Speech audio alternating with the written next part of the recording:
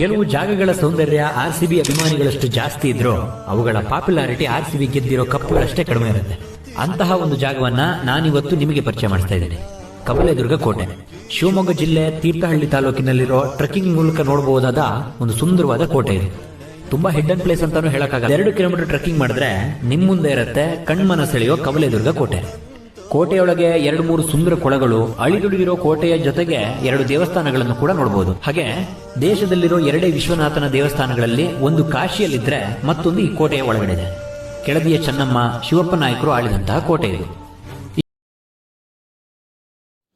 Hi hello ಎಲ್ಲ ನನ್ನ ಪ್ರೀತಿಯ ಸ್ನೇಹಿತರಿಗೆ ಹರೀಶ್ ಕುನ್ನೂರ್ ಮಾಡುತ್ತಿರುವ ನಮಸ್ಕಾರಗಳು. ಸ್ನೇಹಿತರೆ, ಬನ್ನಿ ಇವತ್ತು ನಾನು ನಿಮಗೆ ಶಿವಮೊಗ್ಗ ಜಿಲ್ಲೆಯ ತೀರ್ಥಹಳ್ಳಿ ತಾಲೂಕಿನಲ್ಲಿರ್ತಕ್ಕಂಥ ಒಂದು ಪ್ರಕೃತಿ ಸೌಂದರ್ಯದಿಂದನೇ ಕೂಡಿರ್ತಕ್ಕಂತಹ ಕೋಟೆ ಕವಲೇದುರ್ಗಕ್ಕೆ ಕರ್ಕೊಂಡು ಹೋಗ್ತಾ ಇದ್ದೀನಿ. ಇದು ಈ ಕೋಟೆಯ ಎಂಟ್ರೆನ್ಸ್. ಇಲ್ಲಿಂದ ನಾವು ಒಳಗಡೆ ಹೋದಾಗ ಈ ಒಂದು ಕೋಟೆಯ ಆರಂಭವಾಗ್ತದೆ. ಇಲ್ಲಿ ಸ್ನೇಹಿತರೆ, ಇವಾಗ ನಾವು ಕವಲೇದುರ್ಗದ ಏನು ಟ್ರೆಕ್ಕಿಂಗ್ ಇದೆಯಲ್ಲ, ಸೊ ಇವಾಗ ಟ್ರೆಕ್ಕಿಂಗ್ ಆರಂಭವಾಗಿದೆ.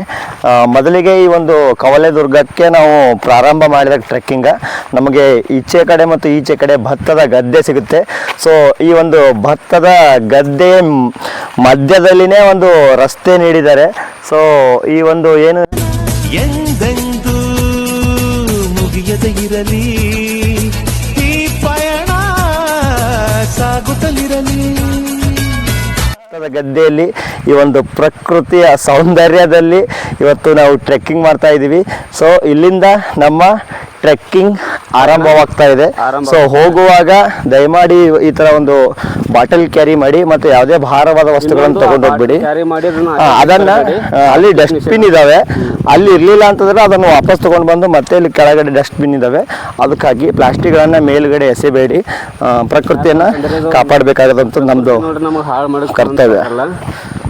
ಸೊ ನಮ್ಮ ಜವಾಬ್ದಾರಿ ಕೂಡ ಇದು. ಚೆನ್ನಾಗಿದೆ, ನೋಡುವ ಹೇಗಿದೆ ಹೇಗಿಲ್ಲ ಅಂತಕ್ಕಂಥದ್ದು ನಿಮ್ಗೆ ಪ್ರತಿಯೊಂದನ್ನ ಈ ಒಂದು ವ್ಲಾಗ್ ಮೂಲಕ ತೋರಿಸ್ತಾ ಇರ್ತೀವಿ.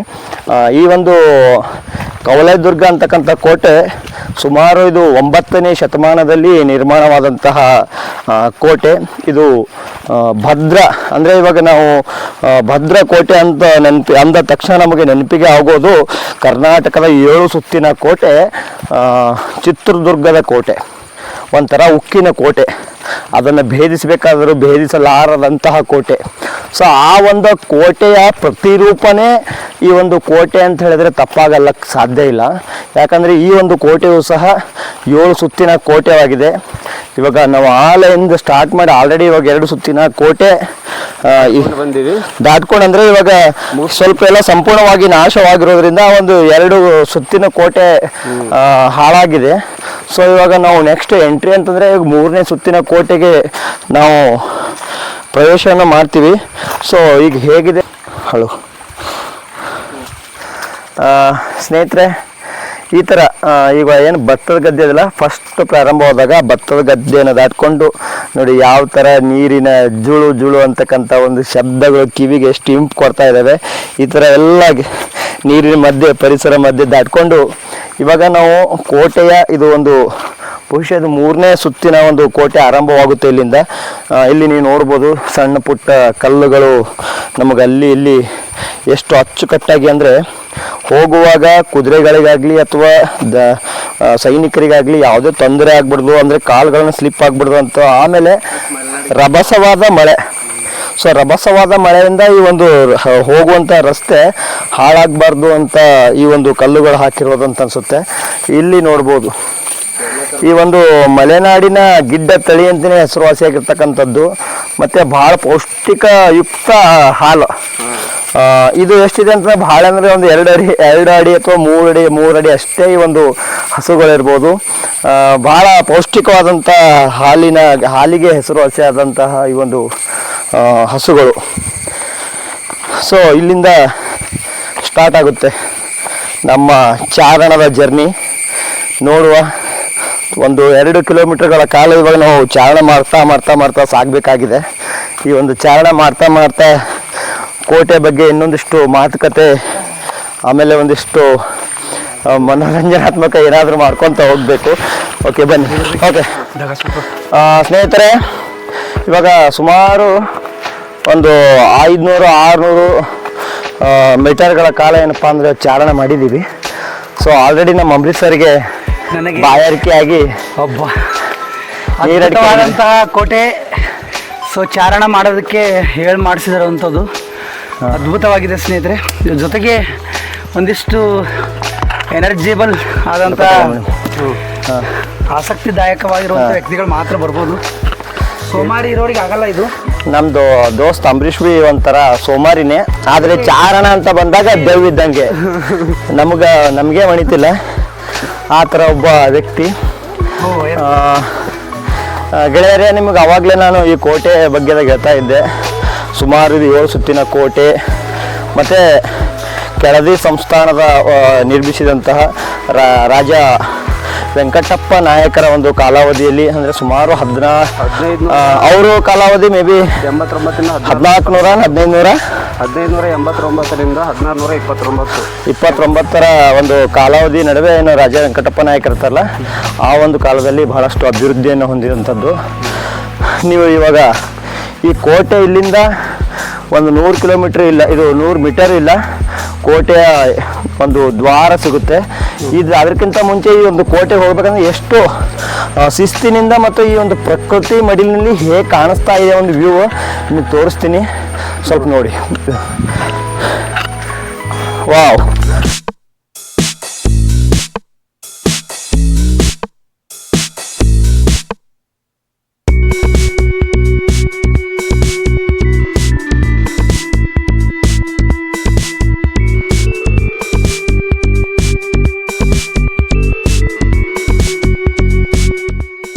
ಕೆಳದಿ ಏನು ಸಂಸ್ಥಾನದ ಇದು ಒಂದು ಕವಲೆ ದುರ್ಗ ಅಂತಕ್ಕಂಥ ಏನು ಕೋಟೆ ಇದೆಯಲ್ಲ, ಈ ಕವಲೆ ದುರ್ಗದ ಏನು ಕೋಟೆ ಇದು ಮೂರನೇ ಸುತ್ತಿನ ಕೋಟೆಯಲ್ಲಿ ಇದು ಮಹಾದ್ವಾರ. ಸೊ ಇಷ್ಟೊತ್ತು ಏನು 1 2 ಇದು 3ನೇ ಸುತ್ತ ಅಥವಾ 4ನೇ ಸುತ್ತಿನ ಕೋಟೆ ಇರ್ಬೋದು ಅಂತ ಅನಿಸ್ತಿದೆ. ಯಾಕಂದರೆ ಅಲ್ಲಿ ಅಕ್ಕೋರು ಹೇಳಿದ್ರಲ್ಲ, ಅಂಗಡಿ ಅಕ್ಕೋರು, ಅಲ್ಲಿಂದನೇ ಪ್ರಾರಂಭವಾಗಿ 1 2 ಬಹುಶಃ ಇದು 3 ಇದು 4ನೇದು ಇರ್ಬೋದು. ಈ ಒಂದು ಕೋಟೆ ನೋಡ್ಬೋದು ನೀವು. ಇದೊಂದು ಯಾರು ಭೇದಿಸಬಾರ್ದು ಈ ಒಂದು ಕೋಟೆ ಅಂತ ಹೇಳ್ಬಿಟ್ಟು ಎಷ್ಟು ಅಚ್ಚುಕಟ್ಟಾಗಿ ಇಲ್ಲಿ ಒಂದು ಮಹಾದ್ವಾರವನ್ನು ನಿರ್ಮಾಣ ಮಾಡಿದ್ದಾರೆ ಅಂತ ಹೇಳ್ಬಿಟ್ಟು. ಇದು ಭಾರತೀಯ ಬಗ್ಗೆ ಸ್ವಲ್ಪ ಹೇಳೋರಿಗೆ ಅಂದ್ರೆ ಎಷ್ಟೇ ಮಳೆ ಬಂದರೂ ಕೂಡ ಅದೇ ಮಣ್ಣು ಕಿತ್ತು ಹೋಗಬಾರ್ದು ಅಂತ ಹೇಳಿ ಬಂಡೆಗಲ್ಗಳನ್ನ ಜೋಡಿಸ್ಯಾರ ಕ್ಲೀನ್. ನಮ್ಮ ಅಮೃತ್ಸರ್ ಹೇಳಿದಾಗೆ ಈ ಏನು ಕೋಟೆ ಇದೆಯಲ್ಲ, ಈ ಕೋಟೆ ರಸ್ತೆ ಯಾಕಂದ್ರೆ ಇಳಿಜಾರಾದಂತಹ ಕೋಟೆ ಮತ್ತು ಸದಾ ಮಳೆ ಹರಿಯುವಂತಹ ಈ ಒಂದು ಪ್ರದೇಶವಾಗಿರೋದ್ರಿಂದ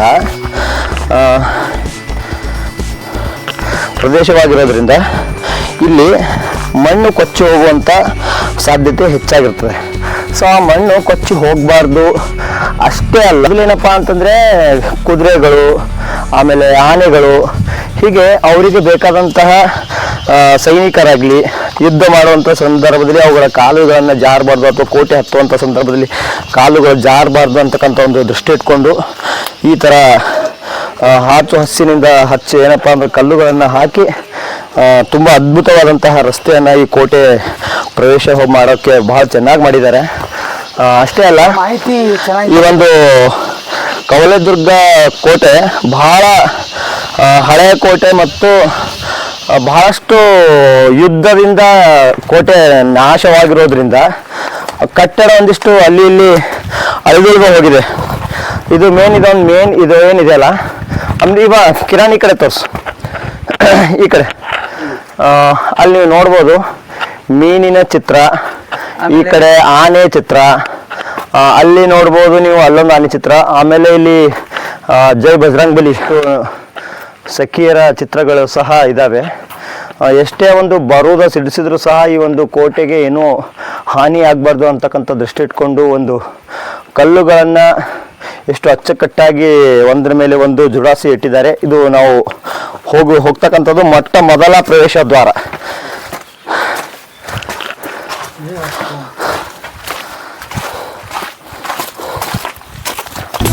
ಎಂದೆಂದೂ ಮುಗಿಯದೆ ಇರಲಿ ಈ ಪಯಣ, ಸಾಗುತ್ತಲಿರಲಿ ನಗು ನಗುತ್ತಾ ಹೀಗೆ ಬಾಳುವ, ಒಂದಾಗಿ ಮುಂದೆ ಹೋಗುವ, ಹಾಯಾಗಿ ಜೊತೆ.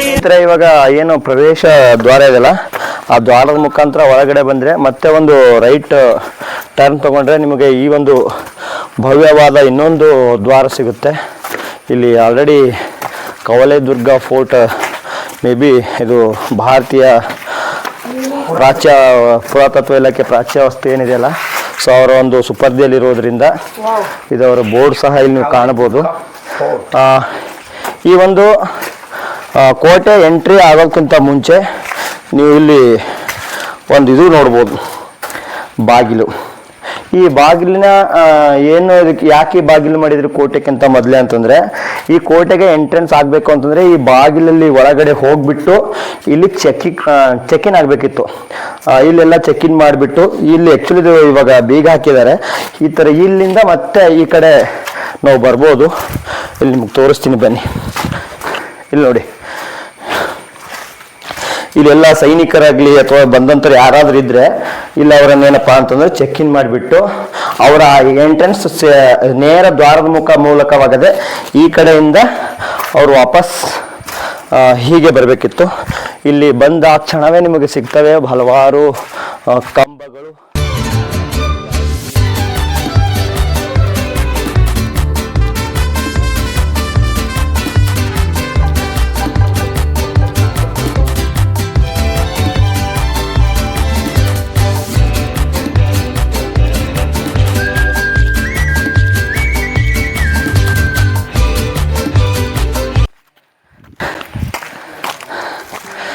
ಸ್ನೇಹಿತರೆ, ಏನಿದು ಇವಾಗ ಎಂಟ್ರೆನ್ಸ್ ಆಯ್ತಲ್ಲ, ಎಂಟ್ರೆನ್ಸ್ ಆದ ನಂತರ ಮತ್ತೆ ಇನ್ನೊಂದು ಎಂಟ್ರೆನ್ಸ್ ಇದೆ. ವಾವ್, ಈಗ ಒಂದೇ ನಿಮಿಷದ ಹಿಂದೆ ಬಿಸಿಲಿತ್ತು ಒಂದೇ ನಿಮಿಷದ ಹಿಂದೆ ಬಿಸಿಲಿತ್ತು, ಇವಾಗ ಮಳೆ ಆರಂಭವಾಗಿದೆ. ನೈಸ್ ನೋಡಿ, ಇನ್ನೂ ಸಹ ಬಿಸಿಲಿದೆ ಆದರೆ ಮಳೆ ಸ್ಟಾರ್ಟ್. ಫ್ರೆಂಡ್ಸ್, ನೋಡಕ್ಕೆ ತುಂಬಾ ಚೆನ್ನಾಗಿದೆ. ಆ ಕಡೆ ತಗೋ ನೋಡಿ. ಇದು ಕ್ಯಾಮ್ರಾಮ್ಯಾನ್ ಕಿರಣ್ ಬೆಂಗಳೂರು, ಕೊಹಿನೂರು.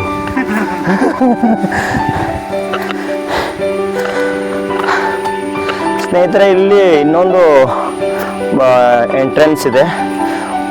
ನಾವು ಇವಾಗ ಆಲ್ರೆಡಿ 1, 2, 3 ಇದು ನಮಗೆ ಈ ಕಟ್ಟಡದ 3ನೇ ಒಂದು ಪ್ರವೇಶ ದ್ವಾರ. ಇಲ್ಲಿ ಎಡಗಡೆ, ಇಲ್ಲಿ ನನ್ನ ಎಡಗಡೆ ಹಿಮಕಿರಣ, ಈ ಕಡೆ ಎಡಗಡೆ ನೋಡಿದರೆ ನಿಮ್ಗೆ ಇಲ್ಲೊಂದು ಕೊಳ ಸಿಗುತ್ತೆ. ಇದ್ರದ್ದು ಪುರಾಣದಲ್ಲಿ ಹಲವಾರು ಕಥೆಗಳಿದ್ದಾವೆ. ಈ ಬಹುಶಃ ಇದು ಕೊಳನೋ ಮೇಲಿನ ಕೊಳನೋ ಗೊತ್ತಿಲ್ಲ ನನಗೆ ಅಷ್ಟು, ಬಟ್ ನಾನು ಓದಿದ ಪ್ರಕಾರ ಇಲ್ಲಿ ಭೀಮ ತನ್ನ ಗದೆಯಿಂದ ಗುದ್ದಿ ಜಲವನ್ನು ತೆಗೆದಂಥದ್ದು ಅಂತ ಒಂದು ಕೇಳಿದ್ದೆ. ಮತ್ತು ಇನ್ನೊಂದೇನೆಂದರೆ, ಸೀತೆ ನೀರಾರಿಕೆ ಆದಾಗ ರಾಮ ಮತ್ತು ಲಕ್ಷ್ಮಣರು ತಮ್ಮ ಬಾಣಗಳಿಂದ ಹೊಡೆದು ತೆಗೆದಂತಹ ನೀರು ಇದೇ ಅಂತ ಇನ್ನೊಂದು ಇದೆ, ನನಗೆ ಗೊತ್ತಿಲ್ಲ. ಸೊ ಅದನ್ನು ಮಾಹಿತಿ ತಗೊಂಡು ನಿಮಗೆ ನಾನು ಕೆಳಗಡೆ ಡಿಸ್ಕ್ರಿಪ್ಷನಲ್ಲಿ ಹೇಳ್ತೀನಿ. ಹಾಂ, ಓಕೆ.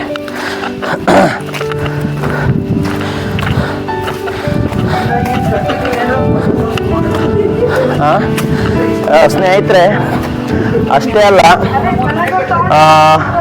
ನೀವು ಈ ಒಂದು ಗೋಡೆ ಇನ್ನೊಂದು ವಿಶಿಷ್ಟತೆ ಏನಂತಂದರೆ, ಈ ಒಂದು ಕೋಟೆಯನ್ನು ಕಟ್ಟೋಕಿದೆಯಲ್ಲ, ಇಲ್ಲೆಲ್ಲ ಇದ್ರಗಳ ಮಧ್ಯೆ ಬೆಲ್ಲ ಮತ್ತು ಏನೋ ಅಕ್ಕಿಯನ್ನು ಇದು ಮಾಡಿಬಿಟ್ಟು, ಬೆಲ್ಲ ಮತ್ತು ಅಕ್ಕಿಯೋ ಅಥವಾ ಸುಣ್ಣನೋ ಬೆರೆಸ್ಬಿಟ್ಟು ಇದೊಂದು ಕಟ್ಟಿದಂತಹ ಕೋಟೆ ಇನ್ನು ಸುಮಾರು 300 ವರ್ಷಗಳಾದರೂ ಯಾವುದೇ ರೀತಿ ಏನೂ ಆಗಿಲ್ಲ. ಸೊ ನೋಡ್ಬೋದು ನೀವು ಯಾವ ರೀತಿಯಾಗಿ ಒಂದು ಕೋಟೆ ಇದೆ. ಈ ಕಡೆ ಕಂಬಗಳು, ಎಲ್ಲ ಕಡೆ ಕಂಬ ಇದ್ದಾವೆ, ಬಟ್ ಇದರ ಮೇಲುಗಡೆ ಛಾವಣಿಗಳು ಅಂತ. ಯಾಕೆ ಆ ಛಾವಣಿಗಳು ಇಲ್ಲ ಅಂತಂದರೆ, ಈ ಒಂದು ಕೋಟೆ ಮೇಲೆ ಬಹಳಷ್ಟು ದಂಡಯಾತ್ರೆಗಳು ನಡೆದಿವೆ. ಯಾರಪ್ಪ ಅಂತಂದರೆ, ನಿಮಗಿಲ್ಲಿ ಇನ್ನೊಂದು ತೋರಿಸ್ತೀನಿ. ಈ ಒಂದು ಕೋಟೆ ಕಟ್ಟುವಾಗ ಭಾಳ ಒಂದು ಏನಂತಾರೆ ಅಚ್ಚುಕಟ್ಟಾಗಿ ಒಂದು ಕೋಟೆ ನಿರ್ಮಾಣ ಮಾಡಿದ್ದಾರೆ. ಏನು ಕೋಟೆಯಿಂದ ಮೇಲ್ಗಡೆ ಮಳೆ ಬಂದಾಗ ಅಲ್ಲಿ ಬರ್ತಕ್ಕಂತಹ ನೀರುಗಳೇನದಾವಲ್ಲ, ಈ ಥರ ಮೇಲ್ಗಡೆಯಿಂದ ಹರಿದು ಅವುಗಳಿಗೆ ಹೋಗಬೇಕು ಅಂಥೇಳಿ ಇಲ್ಲಿಂದ ನೋಡಿ ಈ ಥರ ಎಲ್ಲ ನೀರು ಬಿಟ್ಟು ಹೋಗು. ಇಲ್ಲಿ ಯಾವ ರೀತಿ ನೀರಿಗೆ ದಾರಿ ಮಾಡಿಕೊಟ್ಟಿದ್ದಾರೆ ಅಂತ ಹೇಳ್ಬಿಟ್ಟು ನಾವು ಎಲ್ಲ ಕೇಳಿದ್ದೀವಿ. ಶಿವಪ್ಪ ನಾಯಕನ ಶಿಸ್ತು ಅಂತ ಹೇಳ್ಬಿಟ್ಟು ಈ ಒಂದು ಕೋಟೆಯಲ್ಲಿ ಅವರು ಸಹ ಈ ಒಂದು ಕೋಟೆಗೆ ಒಳಪಟ್ಟಂಥವರು ಶಿವಪ್ಪ ನಾಯಕರು. ಅವರ ಒಂದು ಕಾಲಾವಧಿಯಲ್ಲಿ ಏತ ನೀರಾವರಿಗೆ ಆಗಿರುವಂಥವ್ರು. ಸೊ ಇಲ್ಲಿ ನೀವು ನೋಡ್ಬೋದು ಯಾವ ರೀತಿ ಒಂದು ಇಲ್ಲಿ ನೀರು ಹೋಗುವಂಥ ವ್ಯವಸ್ಥೆ ಅಚ್ಚುಕಟ್ಟಾಗಿ ಕಲ್ಲುಗಳ ಮಧ್ಯದಲ್ಲಿ ಮಾಡಿದ್ದಾರೆ ಅಂತ ಹೇಳ್ಬಿಟ್ಟು.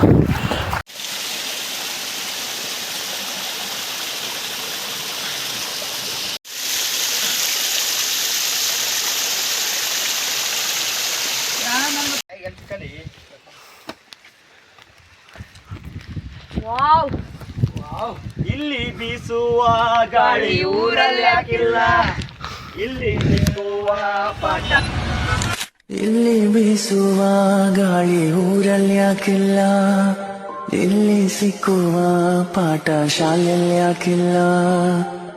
ನರಮನುಷ್ಯ ಕಲಿಯಲ್ಲ, ಒಳ್ಳೆಯದು ಉಳಿಸಲ್ಲ, ಅವ ನಡೆಯೋ ದಾರಿಲಿ ಘರಿಗೇನು ಬೆಳೆಯಲ್ಲ. ಜಗ ನಡೆಯಲು ಕಾರಣ ನಾವಲ್ಲ, ಅದನೆಂದಿಗೂ ಮನುಜನು ತಿಳಿಯಲ್ಲ. ಶ್ರೀಕಂಠೇಶ್ವರ ಮತ್ತು ಶಿಖರೇಶ್ವರ ಅಂತಕ್ಕಂತಹ ದೇವಾಲಯ ಸಿಗುತ್ತೆ. ಈ ಒಂದು ದೇವಾಲಯದ ವಿಶೇಷತೆ ಬಹಳಷ್ಟಿದೆ. ಏನಪ್ಪ ಅಂತಂದ್ರೆ ಆ ದೇವಾಲಯ ಇವಾಗ ಸ್ವಲ್ಪ ಎಲ್ಲ ಮುಚ್ಚಾಕಿದ್ದಾರೆ. ಈ ದೇವಾಲಯ ಎಂಟ್ರೆನ್ಸ್ ಬರ್ಬೇಕಂತೇಳಿ ನಿಮಗೆ 2 ವಿಜಯ ಸ್ತಂಭ ಸಿಗುತ್ತೆ. ಬಹುಶಃ ಈ ಥರ 2 ವಿಜಯ ಸ್ತಂಭ ಇರ್ತಕ್ಕಂತಹ ದೇವಾಲಯ ನಿಮಗೆ ಭಾರತದಲ್ಲಿ ಸಿಗಬೇಕಂದ್ರೆ ಒಂದು ಕಾಶಿ ವಿಶ್ವೇಶ್ವರ ಏನು ಕಾಶಿ ವಿಶ್ವನಾಥ ರಾಮೇಶ್ವರ ಇದೆಯಲ್ಲ, ಅಲ್ಲಿ 2 ಈ ಥರದ ಕಂಬಗಳಿದ್ದಾವೆ. ಅಲ್ಲಿದು ಬಿಟ್ಟರೆ ಈ ಒಂದು ದೇವಾಲಯದ ಎದುರುಗಡೆ ಈ ಒಂದು ಇದು ಇದೆ.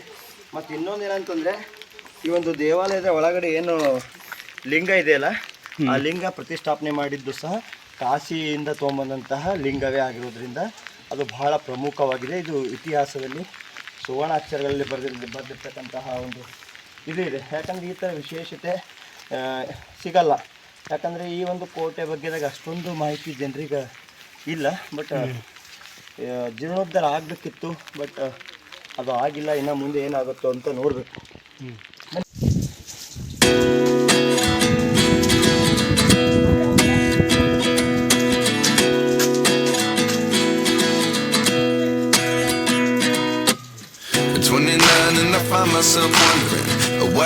ಅಂದರೆ ಇದೆ ಶ್ರೀಕಂಠೇಶ್ವರ ಮತ್ತು ಶಿಖರೇಶ್ವರ ದೇವಾಲಯ. ಇದರ ಒಳಗಡೆ ಹೋದರೆ ಇವಾಗ ಲಾಕ್ ಇದೆ. ಅಲ್ಲಿ ಕಾಶಿಯಿಂದ ತಂದಂತಹ ಲಿಂಗ ಪ್ರತಿಷ್ಠಾಪನೆ ಮಾಡಿದ್ದಾರೆ.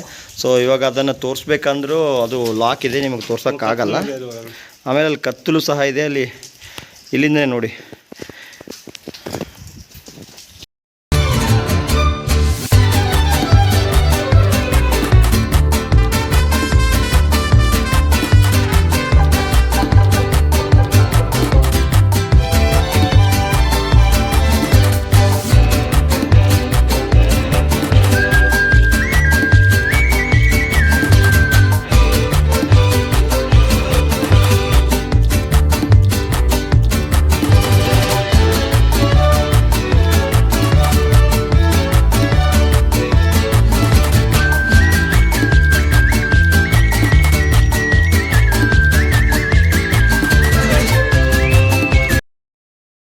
ಏನೊಂದು ಹಿಂದ್ಗಡೆ ಕಾಣಿಸ್ತಾ ಇದೆಯಲ್ಲ, ಇದು ನಾಗರ ಕೊಳ ಅಂತ ಹೇಳ್ಬಿಟ್ಟು ಈ ಏನು ಮಂದಿರ ಇದೆಯಲ್ಲ ಶಿಖರೇಶ್ವರ ಮತ್ತು ಕಂಠೇಶ್ವರ, ಇಲ್ಲಿ ಸ್ವಲ್ಪ ಅಲ್ಲಿ ಎಡಗಡೆ ಬಂದರೆ ಅಲ್ಲಿ ನಾಗಮಂಟಪ ಅಂತೇಳಿ ನಾಗಮಂಟಪ ಅಂತ ಹೇಳಿದೆ. ಆಮೇಲೆ ಇಲ್ಲಿ 6 ಅಡಿ ಎತ್ತರದ ಒಂದು ಹಾವಿನ ಇದು ಇದೆ. ಅಲ್ಲಿಂದ ಸ್ವಲ್ಪ ಈ ಕಡೆ ಬ್ಯಾಕ್ ಸೈಡ್ ಬಂದರೆ ನಿಮಗೆ ಇಲ್ಲಿ ನಾಗಕೊಳ ಅಂತೇಳಿ ಈ ಒಂದು ಕೊಳ ಇದೆ. ನೋಡಿ, ಈ ಒಂದು ಕೊಳ ಎಷ್ಟು ಸ್ವಚ್ಛವಾಗಿದೆ ಅಂತಂದರೆ ಒಳಗಡೆ ಇರ್ತಕ್ಕಂತಹ ಮೀನು ಪ್ರತಿಯೊಂದು ಜೀವರಾಶಿಗೂ ಸಹ ನಮಗೆ ಕಾಣಿಸ್ತಾ ಇದೆ. ಸುಮಾರು ಒಂದು ನಮಗಿವಾಗ ಇಲ್ಲಿ 6 ರಿಂದ 7 ಅಡಿಗಡೆವರೆಗೆ ಏನೇನು ಮೀನುಗಳು ಇದಾವಲ್ಲ ಎಲ್ಲವೂ ಸಹ ನಮ್ಮ ಕಣ್ಣಿಗೆ ಕಾಣಿಸ್ತಾ ಇದೆ. ಮತ್ತು ಪೂರ್ತಿಯಾಗಿ ನೋಡಿ ಎಷ್ಟು ನೀಲಿ ವರ್ಣದಲ್ಲಿ ಈ ಒಂದು ನಮಗೆ ಜಲ ಕಾಣಿಸ್ತಾ ಇದೆ. ನೀವು ಆ ಕಡೆಯಿಂದ ನೋಡ್ಬೋದು. ಈ ಒಂದು ಏನು ಗಿರಿ ಕಾನನ ಇದೆಯಲ್ಲ, ಆ ಒಳಗಡೆಯಿಂದ ಬರ್ತಕ್ಕಂಥ ನೀರು ಈ ಒಂದು ಜಲದಲ್ಲಿ ಸ್ಟೋರ್ ಆಗ್ತಾ ಇದೆ. ಇಲ್ಲಿ ಬರ್ತಕ್ಕಂಥ ನೀರುಗಳನ್ನು ತೆಗೆದುಕೊಂಡು ಅಲ್ಲಿ ದೇವಾಲಯಕ್ಕೆ ಲಿಂಗ ಪೂಜೆ ಮಾಡೋದಕ್ಕೋಸ್ಕರ ಇಲ್ಲಿಂದ ನೀರುಗಳನ್ನ ತೊಗೊಂಡು ಹೋಗ್ತಾಯಿದ್ರು. ಸೊ ಈ ಒಂದು ಕೊಳ ನಾಗರ ಕೊಳ ಮತ್ತು ನಾಗ ಸರ್ಪಗಳಿಗೆ ಅರ್ಪಣೆ ಆಗಿದಂತಹ ಕೊಳ. ಸೊ ನಮಗೂ ಇಲ್ಲಿ ಆಮೇಲೆ ಇದು ನಾಗರ ಹಾವುಗಳೆಲ್ಲ ಬರ್ತಾವಂತ ಭವಿಷ್ಯ ಹೇಳಕ್ಕಾಗಲ್ಲ. ನಾಗರ ಬರ್ತಾವ ಇರುತ್ತೆ. ಯಾಕಂತಂದ್ರೆ ಇಲ್ಲಿ ಪಶ್ಚಿಮ ಘಟ್ಟ ಅಂದಮೇಲೆ ಆಮೇಲೆ ಇಲ್ಲಿ ಆಗುಂಬೆ ಪಾಯಿಂಟ್ ನಿಯರ್ ಇದೆ. ನಮ್ಮ ಕರ್ನಾಟಕದಲ್ಲಿ ಕಾಳಿಂಗ ಸರ್ಪ ಅಂತಕ್ಕಂಥದ್ದು ಕಂಡು ಬಂದಂಥ ಜಾಗನೇ ಈ ಒಂದು ಪಶ್ಚಿಮ ಘಟ್ಟದಲ್ಲಿರ್ತಕ್ಕಂಥ ಆಗುಂಬೆಯಲ್ಲಿ ಮೊಟ್ಟ ಮೊದಲಿಗೆ. ಅದನ್ನು ಕಾಳಿಂಗ ಸರ್ಪಗಳ ಗೂಡು ಅಂತಲೇ ಕರೀತಾರೆ. ಸೊ ಈ ಒಂದು ಕೆರೆಯ ಒಂದು ಮಾಹಿತಿ. ಮುಂದೆ ಇನ್ನೂ ಒಂದಿಷ್ಟು ಏನೋ ಇದೆ, ಅದು ತೋರಿಸ್ತೀವಿ ಬನ್ನಿ. ಇವಾಗ ಆಲ್ರೆಡಿ ಮಳೆ ಸ್ಟಾರ್ಟ್ ಆಗಿದೆ, ನೋಡ್ಬೋದು. ಇವಾಗ ವಾವ್, ಎಂಥ ಪ್ರಕೃತಿ, ಎಂಥ ಸೌಂದರ್ಯ. ನಿಜವಾಗ್ಲೂ ಈ ಒಂದು ಕೋಟೆ ಎಷ್ಟು ಪ್ರಕೃತಿಯಲ್ಲಿದೆ ಅಂತಂದರೆ, ಇಡೀ ಕರ್ನಾಟಕದಲ್ಲಿಯೇ ಇಷ್ಟೊಂದು ಪ್ರಕೃತಿ ಸೌಂದರ್ಯದಲ್ಲಿ ಇನ್ನೊಂದು ಕೋಟೆ ಇದೆಯೋ ಇಲ್ವೋ ಅಂತ ಅನ್ನೋದೇ ನನಗೆ ಒಂದು ಡೌಟ್ ಸ್ಟಾರ್ಟ್ ಆಗಿದೆ. ಯಾಕಂದರೆ ಎಲ್ಲಿವರೆಗೂ ಕಣ್ಣು ಹಾಯಿಸ್ತೀರಾ ಅಲ್ಲಿವರೆಗೆ ಗಿಡ ಮರಗಳು, ಆಮೇಲೆ ಕೊಳಗಳು, ಆಮೇಲೆ ನೋಡಿ ನಾನು ಹಿಂದ್ಗಡೆ ಇರ್ತಕ್ಕಂತಹ ವ್ಯೂ ಪಾಯಿಂಟು ಎಲ್ಲ ಮಂಜಿನಿಂದ ಮುಸುಕೋಗಿದೆ. ಇಲ್ಲೇ ನಂದು ಬೀಸುವ ಗಾಳಿ ಊರಲ್ಲಿ ಯಾಕಿಲ್ಲ, ಇಲ್ಲಿ ಸಿಕ್ಕುವ ಪಾಠ ಶಾಲೆಯಲ್ಲಿ ಯಾಕಿಲ್ಲ, ನರಮನುಷ್ಯ ಕೈಯಲ್ಲ ಒಳ್ಳೆಯದು ಉಳಿಸಲ್ಲ, ಅವ ನಡೆಯೋ ದಾರಿಲಿ ಘರಿಗೇನೂ ಬೆಳೆಯಲ್ಲ, ಜಗ ನಡೆಯಲು ಕಾರಣ ನಾವಲ್ಲ. ಸ್ನೇಹಿತರೆ, ಇದು ಏನಿದೆ ಅಲ್ಲ, ಇದು ಒಂದು ನೀರಿನ ಕೊಳ ಇದೆ. ಸೊ ಈ ಕೊಳದ ವಿಶೇಷತೆ ಏನಂತಂದರೆ, ಈ ಕೊಳದ ಒಳಗಡೆ ಎಷ್ಟು ಸ್ವಚ್ಛ ನೀರಿದ್ದಾವೆ ಅಂತಂದರೆ, ಇದು ಆ್ಯಕ್ಚುಲಿ ರಾಣಿ ಚೆನ್ನಮ್ಮಜ್ಜಿ ಏನಿದಾರಲ್ಲ, ರಾಣಿ ಚೆನ್ನಮ್ಮಜ್ಜಿ ಅವರು ಈ ಒಂದು ಕೊಳದಲ್ಲಿ ಬಂದುಬಿಟ್ಟು ಅವರು ಮುಖ ನೋಡ್ಕೊಂಡಿರಂತೆ. ಅಂದರೆ ಅಷ್ಟೊಂದು ಸ್ವಚ್ಛವಾದಂತಹ ಕೊಳ, ಕನ್ನಡಿಯಾಗಿಯೂ ಸಹ ಈ ಒಂದು ಕೊಳವನ್ನು ಯೂಸ್ ಮಾಡಿದಾರಂತೆ. ಹಾಗೆಯೇ ಈ ಕೊಳದ ಇನ್ನೊಂದು ವಿಶೇಷತೆ ಏನಂತಂದರೆ, ಈ ಕೊಳದ ಮೂಲಕ ಏನಿಲ್ಲ ಇಲ್ಲೊಂದು ಕಿಂಡಿ, ಆಮೇಲೆ ಇಲ್ಲೊಂದು 2 ಕಿಂಡಿಗಳನ್ನು ಬಿಟ್ಟಿದ್ದಾರೆ. ಈ 2 ಕಿಂಡಿಗಳಿಂದ ಅವ್ರು ಬಾಗಿ ನೋಡಿದಾಗ ಅವ್ರ ಮುಖ ಅಷ್ಟೇ ಅಲ್ಲದೇ ಈ ಒಂದು ಏನು ಸಮಯದ ಪರಿಕಲ್ಪನೆ ಇದೆಯಲ್ಲ, ಆ ಒಂದು ಸಮಯದ ಪರಿಕಲ್ಪನೆಯು ಸಹ ಈ ಒಂದು ಕಿಂಡಿಯ ಮೂಲಕ ಅವರು ಆ ಒಂದು ಸಮಯದಲ್ಲಿ ನೋಡ್ತಿದ್ರಂತ. ಸೊ ಆ ಒಂದು ಕಾಲದಲ್ಲಿಯೇ ನಮ್ಮ ಒಂದು ಎಷ್ಟರ ಮಟ್ಟಿಗೆ ಒಂದು ಟೆಕ್ನಾಲಜಿ ಇಲ್ಲದ ಸಮಯದಲ್ಲಿ ಯಾವ ರೀತಿಯಾಗಿ ಬಳಸ್ಕೊಂಡವರು ಇವುಗಳನ್ನೆಲ್ಲ ತಯಾರು ಮಾಡಿದ್ದಾರೆ ಅಂತಕ್ಕಂಥದ್ದು ತಾವು ನೋಡ್ಬೋದು. ಆಧುನಿಕ ಮೈಸೂರಿನ ನಿರ್ಮಾಣ.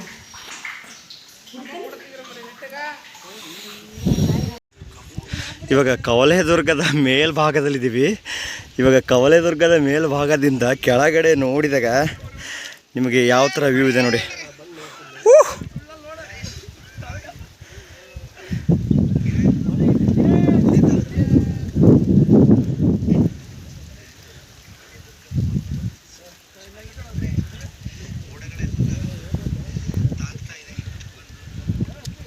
ಮೋಡ ಫುಲ್ಲು ಓಡ್ಲತ್ತದ.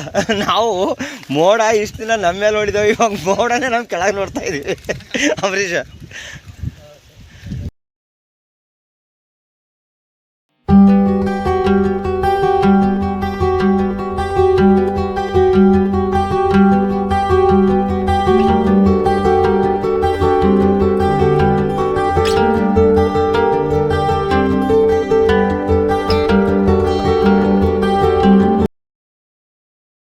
ಸೊ ಹಾಗಾಗಿ ಏನಪ್ಪಾ ಅಂತಂದ್ರೆ, ಇವಾಗ ನಮ್ಮೊಂದಿಗೆ ಆತ್ಮೀಯರು ಮೇಡಮ್ ಅವರು ಇದ್ದಾರೆ. ಮೇಡಮ್, ನಿಮ್ಮ ಹೆಸರು? ಮಮತಾ ಮೇಡಮ್ ಅವರು ಇದ್ದಾರೆ ಅಂತ. ಈ ಒಂದು ಕವಲೇದುರ್ಗದ ಕೋಟೆಯ ಸಂಪೂರ್ಣ ಮಾಹಿತಿ ಮೇಡಮ್ ಅವರು ಸ್ವಲ್ಪ ಮಾಹಿತಿ ಕವಲೇದುರ್ಗದ ಬಗ್ಗೆ. ಅಂದ್ರೆ ಶಿವಮೊಗ್ಗ ಜಿಲ್ಲೆ ತೀರ್ಥಹಳ್ಳಿ ತಾಲೂಕು ಅಂದ್ರೆ ಕವಲೇದುರ್ಗ ಅಂದ್ರೆ ತೀರ್ಥಹಳ್ಳಿಯಿಂದ 18 ಕಿಲೋಮೀಟರ್. ಅಂದ್ರೆ ಏಷ್ಯಾದಲ್ಲೇ ನಂಬರ್ 1 ಕೋಟೆ ಚಿತ್ರದುರ್ಗ ಕಲ್ಲಿನ ಕೋಟೆ, ಅದು 7 ಸುತ್ತಿನ ಕೋಟೆ. ಆದ್ರೆ ಶಿವಮೊಗ್ಗ ಜಿಲ್ಲೆ ತೀರ್ಥಹಳ್ಳಿ ತಾಲೂಕು ಕವಲೇದುರ್ಗ ಅದು ಕೂಡ 7 ಸುತ್ತಿನ ಕೋಟೆ. 1ನೇ ಬಾಗಿಲು ಬರುತ್ತೆ, 1ನೇ ಫ್ಲೋರ್ ಬರುತ್ತೆ.